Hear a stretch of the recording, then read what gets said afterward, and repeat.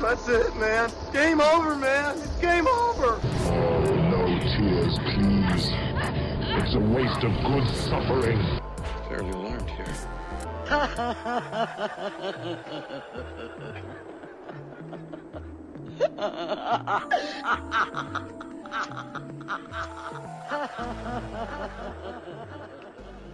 Next on our list is one of the more odder looking and Cenobites, I would say, of the gash, as it were, is Sam Bamford's Butterball, who was the overweight Cenobite that you saw briefly in Hellraiser 1 and Hellbound Hellraiser 2. Out of the four, he's not the most visually appealing, I would say, but he's quite fascinating just in his inclusion in the film. Like he's almost a balance, you know what I mean, to this everyone seems kind of glamorous in their horror, you know. He looks like a thumb. He does look like a thumb. Actually, he looks like a morbid version of Patrick from SpongeBob SquarePants. Actually. Yes. Yeah, I kind of don't like it now that I say that. I can just imagine him under the sea, working on Squidward. But it's true. Making him a Cenobite. Oh my god. Oh man. With this whole look, the goggles, kind of like when you first introduced to him in the film, he's just licking his lips like I can't wait to cause infinite pleasure, you know. He never speaks a word. He doesn't really do much. He gets punched in the movie by Kirsty, I think. She just socks him. Yes. He just goes down. He's not that tough, you know. But he looks like he's good at what he does. You know what I mean? It's funny because I originally thought like it may have been an actual overweight person in the suit, but no, it was all a bodysuit. It was, yes, it was a fat suit. Yeah, it's super cool. And kind of like their idea for him was that his gash, as it were, was that his stomach was filled to burst, and that his stomach, you can't really see it because they really don't show a lot of him in the films, but he does have an actual split open stomach with like pieces of his intestine kind of coming out. Like he just had way too much. He spent $20 at, you know. Right, and he has hooks opening it, if I'm correct, right? Right. He has hooks kind of spreading it out. Kind of like, okay, so if this is happening, I'm going to rock it 100%. This is open. Oh, yeah. You know, it's like, if you've ever spent $20 on Taco Bell, that's just way too much money to spend there. Oh that's my god. It just splits open because you've had like 25 soft tacos and now it's over. But no, I think his look is complimentary. He's one of the only ones that actually has a bit of color to his suit. Mm-hmm. Where with the white little fanny pack he has like a little, like you were mentioning earlier, like with being a butcher, he has kind of like a butcher's robe on top of his robe. Right. Yes. Yes. That he keeps his little tools of torture. Tools of torture, tools of engagement. Yeah. Yes, he's like, you seem like a clamps kind of person. They spend 10,000 years on clamps. Well, and so another really, you mentioned this earlier. So he does have a pair of, I don't know if they're glasses or what they are, but they're on his eyes, and they hide away the fact that his eyes are stitched together, that his eyelids are stitched. Which, yes, absolutely. Like, the closer you look, it's like, oh, that's actually really gross. Like, I'm glad he had sunglasses on for a part of the film.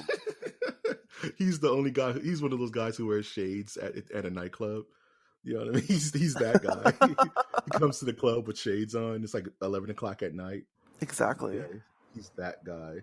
But yeah, his eyes are literally stitched open, which makes me think that he has that whole Event Horizon thing where he no longer needs eyes. You know what I mean? Yeah. That's another. Check out Event Horizon if you've never seen it. If you like Hellraiser, I have a feeling it'll be right up your alley. I'll check it out. Yeah. Yeah. Oh, you've never seen Event Horizon? No, actually. Ooh, there you go, Alejandro. That's homework, man. I think it's free on Netflix or Amazon or something like that. Check it out. It's awesome. But, well, I was looking for something to watch today, so there we go. There you go. You see, mistakes into miracles. I love it.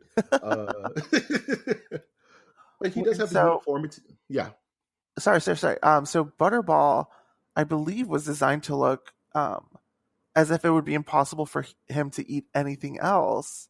exactly. And I think in looking at his torn open stomach, like the impression I get is that he can also put his hand in there and just kind of interact with his organs, which I think adds to the creepy, grisly factor of these Cenobites. Yeah, kind of like, because I guess they still have to feel. I guess they're so beyond the treatment Right. that they. I think if you've had the treatment for so long, you're numb to it. You then become a Cenobite.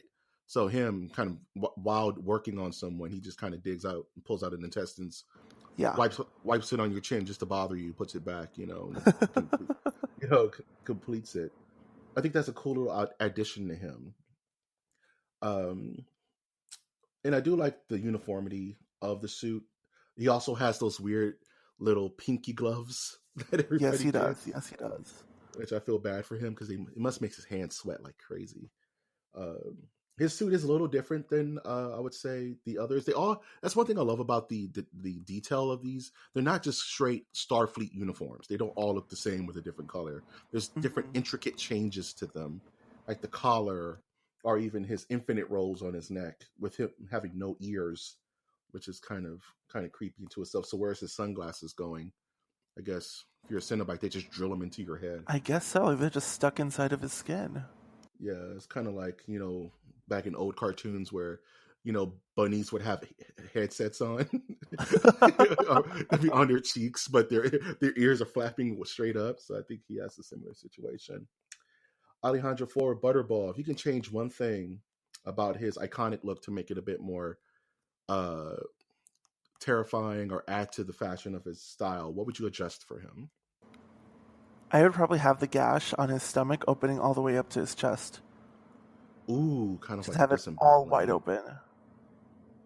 That sounds cool. Yeah, like, because there's not much going on in the chest area. You know what I mean? Right. It's just covered by leather. Yeah, it's just flat, undetailed leather. So why not just have the hooks go all the way up his torso, up to his neck? You know what I mean? And just have it all over. So you can see the bulge of his stomach, like just totally popping out with the intestines all fully open. Exactly. Keep everything in place. You know what I mean? That'd be a cool look, actually. Probably something they couldn't do way back when they were doing the visual effects on these guys. But yeah, if I can change anything, I would probably have him show a little bit more skin, kind of similar to what you're talking about. You know what I mean? Maybe let those guns out. Suns out, guns out. Let his arms